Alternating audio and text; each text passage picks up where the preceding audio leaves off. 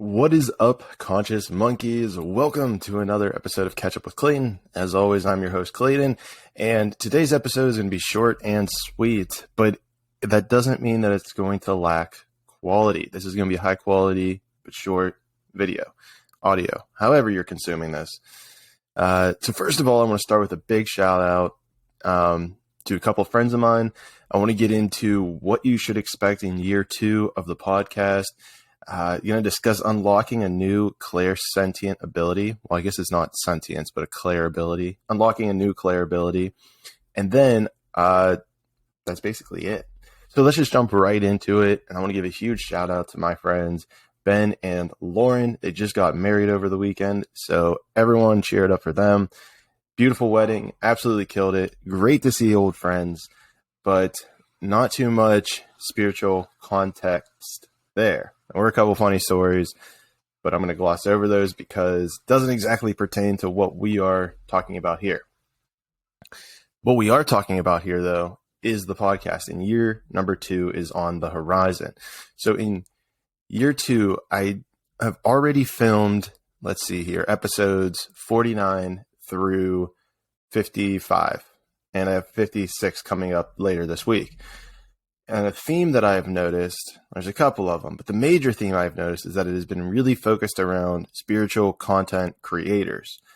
So if you see yourself as a spiritual content creator of any sort, or you're interested in it, then this next 6 or 7 podcasts, at least, are going to be for you. Understanding the pros and cons of being a content creator, understanding what it takes, understanding what these people do on a daily basis to get you this awesome content that you see and just consume for a couple seconds. And yet some of them, there's a couple hours that get put into it. So it's a very interesting ROI, and it's something I've noticed as well. So at least starting off, that's probably going to be my major focus so far in the season. We'll call it year 2 of the podcast, which is so crazy. And 49 is an interesting one because he's not exactly a spiritual content creator. Try to convince him to become one, but he's not exactly a content creator. So number 50 is really where we get into the content creators. So with that being said, if you have a spiritual content creator who you're aware of and you're like, holy shit, I want to hear Clayton interview this person, send me a DM. I respond to as many DMs as I can. Sometimes they're nasty. So if you send me a nasty one, you're going to get put into the trash. Other than that, if you're giving me suggestions of people you want to hear, please do it. I love it. Exposes me to more people, and you guys get the interviews that you want.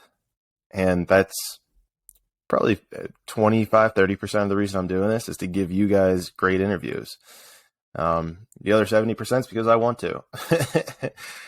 So with that being said, drop me a DM if you know a content creator that you would be like, holy shit, if Clayton interviewed this person or they had a conversation, if they co-created a conversation, that would be an amazing conversation to listen to. So find me on the socials in the links below. Send me that. But what we're going to move on now is something very, very fascinating. I've unlocked a new clair-ability. So first of all, let's take a step back. Who doesn't know what a clair-ability is? Maybe this is the first podcast you're listening to with me. Maybe it's the first time you've ever heard of clair-abilities. The way that I would define a clair-ability, it seems to be this perception that transcends this physical reality. What is interesting is it usually has to do with our 5 senses of being human, whether it's taste, touch, smell, sight, taste, touch, smell, hearing. So clairaudient is what I'm primary in. And so I hear voices or I hear things and it gives me an indication of what's going on. Or clairvoyance, which I believe is seeing things. I always get sentience and voyance mixed up. I believe voyance is seeing things into the future or just seeing visions, daydreaming, imagining. If you have lucid dreams, all those are clairvoyance. And clairsentience is then emotions, something feels wrong. You get a gut feeling. Should I do this? Should I do that? You feel into your body. So those have been my primary 3. but there was a new one that was recently unlocked. And what it's called is Clair-salience. And so this is through smell.